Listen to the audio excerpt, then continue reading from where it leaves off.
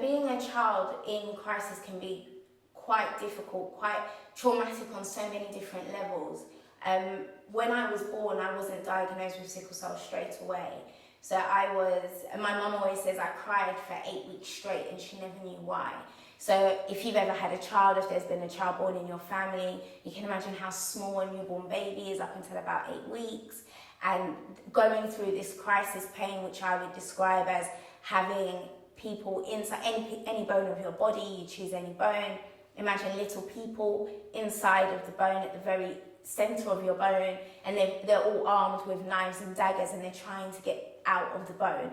stabbing away, trying to get out of the bone. That level of pain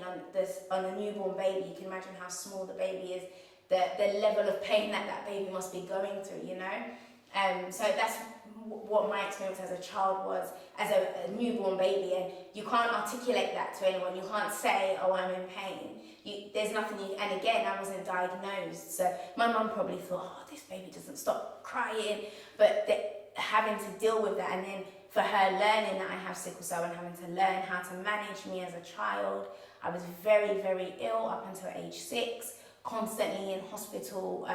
almost living in hospital, and it comes with different issues. So having to find, for example, a childminder who knows what sickle cell is, knows how to handle sickle cell, and so on. Having to have medical staff come to the school and speak to teachers, speak to other staff in the school and to the other kids as well, because there was so much I couldn't do growing up, all the way through to secondary school. So I frequently wasn't able to do PE lessons. That if it was hot on the estate and people were having water fights, I can't partake in things like that, because even though it's hot, for the average person, they'll be fine. Chances are my joints will seize up and I'll end up in hospital. And I think being a child and knowing that you're ill, but not being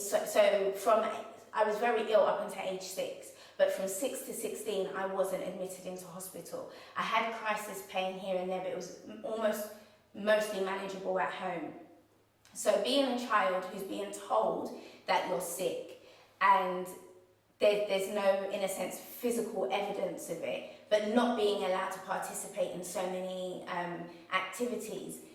it was really confusing, and I think it angered me for quite a long time. And I think while I was in secondary school, I had significant anger problems because I just didn't understand why could everybody live this fun life and go here and go there and I couldn't. And then at 16 it hit me. I was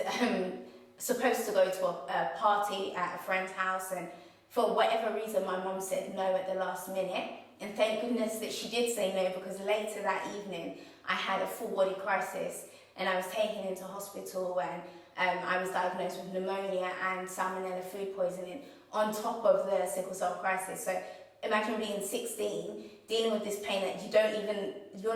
it's been so long since you've experienced that, you don't even know where the pain is coming from, you don't know how to manage it, I had just moved, so we were living in East London and I had moved to Essex, so there was no hospital that I was under at the time, there was no care plan, and having that along with the salmonella and the pneumonia, the chances of there being long-term implications of that, being in intensive care at 16 is not fun, it's not cute. Having to try and find a way to communicate to doctors the level of pain that you're in when you're so unfamiliar with it was really difficult for me, and it did impact, because it happened, I think, a fortnight or so before my A-level exams, and I had done extremely well in my AS level exams, but at A-level, because I was in hospital just such a period before my first exam, that first exam was impacted, and I was predicted an A and I got a C. And it sounds so minor, it's like, oh yeah, well, she still passed, but I wanted to go on to study law and become a lawyer, and in that